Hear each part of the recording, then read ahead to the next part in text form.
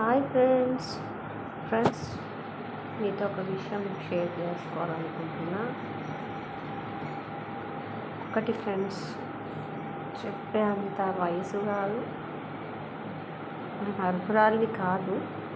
ఎందుకంటే తప్పో రైట్ తెలియదు, కానీ నాకు బాగా జరిగింది కాబట్టి నేను షేర్ చేసుకుంటున్నాను. ప్రతి పేరెంట్స్కి వాళ్ళ ఫ్యామిలీస్కి చెప్పేది నేను ఒకటే: మీ పిల్లలకు, మీ ఇంట్లో ఉన్న ఆడపిల్లకు ఒక మంచి లైఫ్ ఇవ్వడానికి ప్రయత్నించండి. ఏదోలే పోయింది బరువు తీర్చుకున్నాం అని కాదు.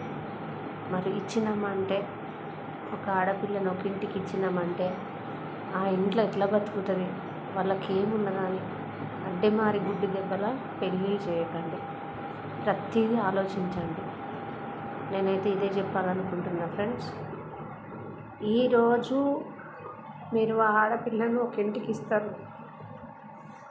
ఇచ్చిన తర్వాత ఆడపిల్ల ఏడపిల్ల, మీరు చెప్పండి, ఆడపిల్ల ఏడపిల్ల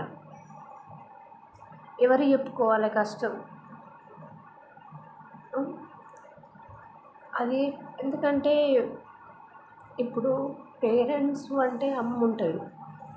మరి ఇప్పుడు ఈరోజు అమ్మ లేదు. ఈరోజు కష్టం వచ్చినా ధైర్యపరచడానికి కన్న తల్లి అనేది లేదు. మరి ఎవరికి చెప్పుకుంటుంది? మీరు చెప్పండి. కాబట్టి